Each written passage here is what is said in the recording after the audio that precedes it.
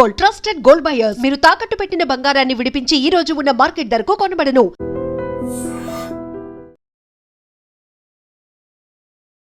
నమస్కారం, welcome to IT media. నేను మీ సంగీత. సంక్రాంతి సమయంలో టోల్ ప్లాజాల దగ్గర కొన్ని నియమాలను కట్టుదిట్టం చేయడం జరిగింది. అవేంటంటే, ముందుగా మనము సంక్రాంతికి ఊర్లలోకి వెళ్తున్నాము అంటే ఫస్ట్ ట్యాగ్లో డబ్బులు ఉన్నాయా లేదా అనేది చూసుకోవాల్సిన అవసరం ఎంతైనా ఉంది. అంతేకాకుండా అక్కడ క్యూ లైన్ కూడా చాలా పెద్దగా ఉంటుంది కాబట్టి మేము క్యాష్ ఇచ్చేసి టోల్ ప్లాజా తాడతాము అని చెప్పేసి అనుకోవడం పొరపాటు. ఎక్కువ సమయము పట్టే ఛాన్సెస్ ఉంటాయి. అందులో ఎన్ని నియమాలు ఉన్నప్పటికీ, ఎన్ని రూల్స్ ఉన్నప్పటికీ కూడా అక్కడ ఏమవుతుంది అని అంటే, వెంటనే చాలా వరకు చాలామంది ఊర్లలోకి వెళ్తూ ఉంటారు కాబట్టి అందరూ 4 వీలర్స్ 2 వీలర్స్ ఇలాంటివి ఉంటాయి. కాబట్టి 2 వీలర్స్ ఆ గ్రామంలో ఎవరైతే ఉంటారో వారందరికీ కూడా ఫ్రీగానే వెళ్ళొచ్చు. 2 వీలర్స్ కోసం సపరేట్గా ఒక లేన్ అనేది ఉంటుంది. అదేవిధంగా కార్ల కోసము ఒక వెహికల్ ఉంటుంది, ఒక లేన్ ఉంటుంది. దాంతోపాటు హెవీ వెహికల్స్ ఉంటాయి కదా, లారీలు కానివ్వండి, బస్సులు కానివ్వండి, ట్రక్కులు కానివ్వండి, ఇలాంటివి వెళ్ళడానికి కూడా ఒక 2 లైన్లను సపరేట్గా పెట్టడం అనేది జరుగుతుంది. దాని వెనకాల కనుక కారును తీసుకెళ్లేసి మేము తొందరగా వెళ్ళాలి అని పెట్టారనుకోండి, అందులో ఇరుక్కునే అవకాశాలు అయితే ఎక్కువ శాతం ఉంటుంది. ఇకపోతే మేము అక్కడ క్యాషే చెల్లిస్తాము, క్యాష్ కంపల్సరీగా తీసుకోవాలి అంటే, వారు అక్కడ ఉన్న హడావుడిలో కొన్నిసార్లు ఏమవుతుంది అంటే, టోల్ ప్లాజాలో ఫస్ట్ ట్యాగ్ అనేది లాక్ అవ్వడం జరుగుతుంది.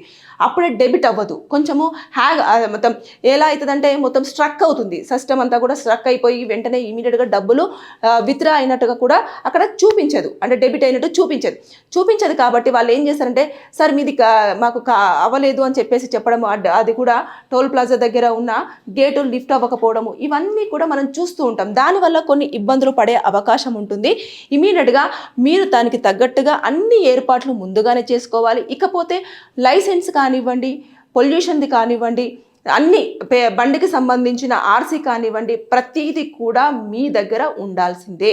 ఒకవేళ లేని పక్షంలో ఏమవుతుందంటే, అక్కడ జరగరాంది ఏదన్నా జరిగి, లేదంటే అక్కడ టోల్ ప్లాజా దగ్గరనే అరే గేట్ ఎంతసేపు ఓపెన్ చేయవేంటి అని చెప్పేసి మీరు కనుక గొడవ దిగినప్పుడు, అక్కడ చిన్న పోలీసులు కూడా అక్కడికి రావడము, చేరుకోవడము, మిమ్మల్ని అడగడము, అన్ని చూపించండి అని చెప్పేసి అనడము, ఇలాంటివన్నీ చోటు చేసుకుంటాయి. ఎక్కువ గొడవలు అనేవి ఇలాంటి సమయాలలో కూడా జరుగుతాయి. కేసులు కూడా మీ మీద అయ్యే అవకాశాలు ఉంటాయి. కాబట్టి చాలా కొంచెం ఓర్పుగా, సహనంగా ఆ క్యూ లైన్లో వెయిట్ చేసి, మీ యొక్క ఏవైతే మేము చెప్పినట్టు డాక్యుమెంట్స్ కానివ్వండి, ఫస్ట్ ట్యాగ్లో డబ్బులు కానివ్వండి, లేదంటే క్యాష్ ఉంటే క్యాష్ క్యారీ చేయడం కానివ్వండి, అది తీసుకోవడానికి అక్కడ స్కోప్ ఉన్నదా లేదా అనేది తర్వాత. కానీ మీరు కనుక ఒకవేళ తీసుకెళ్ళాలనుకుంటే దానికి సరిపడా డబ్బులు తీసుకెళ్ళండి. అక్కడికి వెళ్ళిన తర్వాత చిల్లర ఇవ్వండి, మేము ఇంత నోట్ ఇచ్చాం కదా, మేము దానికోసం వెయిట్ చేస్తున్నాము అంటే వెనకాల క్యూ లైన్ పెరిగిపోయే అవకాశాలు ఉంటాయి. ఇకపోతే మీరు వెళ్తున్న సందర్భంలో అక్కడ ఏదన్నా అంబులెన్స్ కానివ్వండి, కొంచెం ఎమర్జెన్సీ టైంలో ఉండే వెహికల్స్ కొన్ని ఉంటాయి కదా, వాటికి దారి ఇవ్వకుండా మేము పోతున్నాం కదా మీరు వెయిట్ చేయండి అని చెప్పేసి అనడానికి లేదు. అది కనుక అలా మీరు చేసినట్లయితే అది క్రైమ్ కింద కన్సిడర్ చేయబడుతుంది. మీరు ఎంత బిజీగా ఉన్నా, ఎంత ముందు లైన్లో ఉన్నా, ఎక్కడ ఉన్నా సరే ఆ ఒక్క అంబులెన్స్కి కానివ్వండి, కొన్ని ఎమర్జెన్సీ వెహికల్స్కి కానివ్వండి, మీరు వే ఇవ్వాల్సిందే. వే ఇవ్వకపోతే మీ మీద పోలీస్ కేసు అయ్యే అవకాశాలు ఉంటాయి. అప్పుడు మీరు వెళ్ళిపోతారేమో. దాని తర్వాత మీరు సీసీ కెమెరాలలో ఎక్కడైతే రికార్డ్ అవుతారో దాన్ని బేస్ చేసుకొని కేసు ఫైల్ అయ్యే అవకాశాలు ఉంటాయి.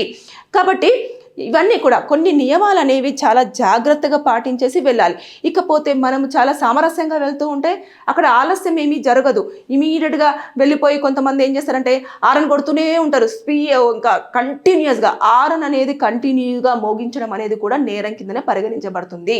అక్కడ వాళ్ళ యొక్క వర్క్ వాళ్ళు చేస్తూ ఉన్నారు, వారికి ఆల్రెడీ ఆటోమేటిక్ డెబిట్ అనేది అక్కడ పెడతారు. చాలామంది ఫాస్ట్ ట్యాగ్ అనేది కార్కి ఫిట్ చేసుకోవడం జరుగుతుంది. అది అక్కడికి ఎంటర్ అవ్వగానే ఇమీడియట్గా అందులో నుంచి డబ్బులు డెబిట్ అవుతాయి. వెంటనే గేట్ అనేది ఓపెన్ అవుతుంది. వెళ్ళగానే ఆ వెహికల్ వెళ్ళగానే మళ్ళీ సేమ్ రిపీట్ అవుతుంది. కానీ దీన్ని కొంతమంది వెళ్ళిపోవాలి ఎలాగైనా సరే తొందరగా వెళ్ళాలి అని చెప్పేసి ఆరను ఇంకా బాదుతూనే ఉంటారు. దీనివల్ల ఇతరులకు ఇబ్బంది కలుగుతుంది, సౌండ్ పొల్యూషను, అదేవిధంగా కొంతమందికి న్యూసెన్స్గా కూడా అనిపించే అవకాశాలు ఉంటాయి. ఇమీడియట్గా వాళ్ళు ఉన్న ప్లేస్లో నుంచి వెళ్ళి వాళ్ళు కనుక ఇలా జరుగుతుంది అని చెప్పేసి చెప్పారు అనుకోండి, మీ పైన కేసు ఫైల్ అయ్యే అవకాశాలు ఉంటాయి. కాబట్టి పండగ సంతోషంగా కుటుంబంతో గడపాలి అనుకుని వెళ్తున్న వాళ్ళు కొంచెం ఓపిక తెచ్చుకొని అక్కడ టోల్ ప్లాజా దగ్గర ఏవైతే నియమాలు పెట్టారో, ఎలాంటి జాగ్రత్త జాగ్రత్త తీసుకోవాలని చెప్తారో దాని ప్రకారంగా వెళితే అన్ని రకాలుగా బాగుంటుంది. ఒకవేళ అక్కడ ఏమీ లేదు, టోల్ ప్లాజాకు సంబంధించిన యాజమాన్యమే అక్కడ నిల్చోబెట్టేసి అది సరిగ్గా పని చేయట్లేదు, టెక్నికల్ ఇష్యూ అని చెప్పేసి మిమ్మల్ని కనుక వెయిట్ చేయించింది అనుకోండి, 100 మీటర్స్ దూరంలో కనుక మీరు ఒక 10 సెకండ్ల పాటు వెయిట్ చేయాల్సి వస్తే మీరు అక్కడ ఏదైతే టోల్ ప్లాజాకు సంబంధించిన డబ్బులు ఉంటాయో అవి కట్టాల్సినంత అవసరం లేదు. ఫ్రీగా మీరు వెహికల్ని ముందుకు తీసుకెళ్ళడానికి మీకు అన్ని రకాల రైట్స్ ఉంటాయి. ఇది ఆల్రెడీ గైడ్ లైన్స్లోనే ఉండడం జరిగింది కాబట్టి మీరు దీని ప్రకారంగా మీరు ఫైట్ చేయొచ్చు. కానీ అప్పుడు ఒకవేళ చెయ్యకపోయినా తర్వాతనైనా కూడా మీరు కేసు ఫైల్ చేయడానికి ఏదైతే మీ ఇది డెబిట్ అవుతుందో ఆ డెబిట్ యొక్క ప్రూఫ్, దాంతోపాటు మీరు ఎప్పుడైతే ట్రావెల్ చేశారో ఆ డేట్, అదేవిధంగా ఏ వెహికల్లో వెళ్ళారు, ఏ ప్లేస్ నుంచి వెళ్ళారు, ఏ టోల్ ప్లాజా దగ్గర నుంచి మీరు వెళ్ళడం జరిగింది అనేది అన్ని డీటెయిల్స్ మీ దగ్గర పెట్టేసుకొని కనుక మీరు అప్రోచ్ అయితే మెయిల్లో అయినా పర్వాలేదు, అంటే మీరు ఆన్లైన్ త్రూ అయినా సరే కంప్లైంట్ రైజ్ చేస్తే ఆ డబ్బులు మీకు మళ్ళీ రిఫండ్ అయ్యే అవకాశాలు కూడా ఉంటాయి. కాబట్టి ఇవన్నీ నియమాలు పాటించేసి ఏ లైన్ అయితే దేని గురించి పెట్టారో దాని ప్రకారంగానే ఆ వెహికల్ దాని నుంచి వెళ్తే చాలా ఈజీగా మీ యొక్క గమ్యాన్ని చేరుకునే అవకాశాలు ఉంటాయి, ఎలాంటి ఇబ్బందులు జరగకుండా. ఇకపోతే ఎప్పుడైతే స్పీడ్గా వెళ్తున్నారో హైవేస్ మీద కంపల్సరిగా ఆల్రెడీ సిపి సజ్జనార్ కూడా కొన్ని చెప్పడం జరిగింది. చాలా జాగ్రత్తలు చెప్పారు ఆయన. ఏమని చెప్పారు అంటే మంచు అనేది ఎక్కువగా కమ్ముకొని ఉంటుంది కాబట్టి మీరు ఆ ఫ్లడ్ లైట్స్ కూడా చాలా ఎక్కువగా ఉండేవి పెట్టుకునే అవకాశం చేయండి. దాంతోపాటు మంచు లేకుండా ఉండే టైంలోనే మీరు ప్రయాణాలు చేయండి. మంచు వల్ల ఎక్కువగా యాక్సిడెంట్స్ అవుతున్నాయి, ఎందుకంటే ఎదురెదురుగా వస్తూ ఉంటారు. వాళ్ళకి ఆపోజిట్ ఒక వెహికల్ ఉంది, ఇక్కడ నుంచి ఒక వెహికల్ వస్తుంది అని చెప్పేసి ఆ మంచులో వరకు కనిపించదు. ఇమీడియట్గా 2 ఆపోజిట్ వేలో వచ్చేసి చాలా వరకు యాక్సిడెంట్ జరిగే అవకాశాలు ఉంటాయి. కాబట్టి మీరు చాలా జాగ్రత్తలు తీసుకోవాల్సిన అవసరం ఎంతైనా ఉంది. పొగ మంచు ఉంటున్నప్పుడు మాత్రం మీరు ఎట్టి పరిస్థితుల్లో ప్రయాణాలు చేసేటప్పుడు చాలా జాగ్రత్తలు తీసుకోవాలి. దానికి సంబంధించిన లైటింగ్ సిస్టమ్ని కూడా మీరు కారుకు అమర్చుకుంటే అన్ని రకాలుగా సేఫ్ సైడ్గా ఉండే ఛాన్సెస్ ఉంటాయి అని చెప్పేసి కూడా ఆయన ఆల్రెడీ ఒక ప్రెస్ మీట్లో చాలా జాగ్రత్తలు కూడా చెప్పడం జరిగింది. ఇవన్నీ పాటిస్తూ మీరు గనక పండక్కి మీ ఊర్లోకి వెళ్తే అంత సేఫ్గా వెళ్ళేసి కుటుంబంతో హ్యాపీగా సంక్రాంతి ఫెస్టివల్ జరుపుకుంటారు.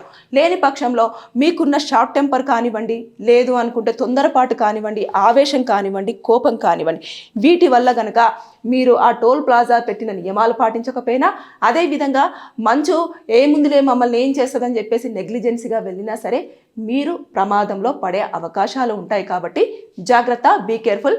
అందరూ కూడా సేఫ్గా ఇంటికి చేరుకొని పండగ ఫెస్టివల్ సెలబ్రేట్ చేసుకోవాలని చెప్పేసి నేను ఈ వీడియోతో కోరుకోవడం జరుగుతుంది. Thank you. నిజంగా ప్రస్తుతం ఉన్నటువంటి సమాజం దేనికి ప్రయారిటీ ఇస్తుంది? ఆర్థిక సంబంధాల చుట్టూ మాత్రమే తిరుగుతోంది. మళ్ళీ ఎన్నికలంగానే చాలా విరక్తి కలుగుతున్నాం. మంచి అనిపిస్తుంది కదా, లేడీస్ కూడా ఛాలెంజింగ్ జాబ్స్ చేసినప్పుడు చాలా బాగుంటది. ట్రాఫిక్ అసిస్టెంట్స్ గా నియమించిన ట్రాన్స్జెండర్స్ అందరితో సాల్యూట్ చేయించుకుంటున్నారు. ఫుడ్ డెలివరీ ఇవ్వటానికి వెళ్ళినటువంటి డెలివరీ బాయ్ అనిల్ పై కళ్ళ ముందు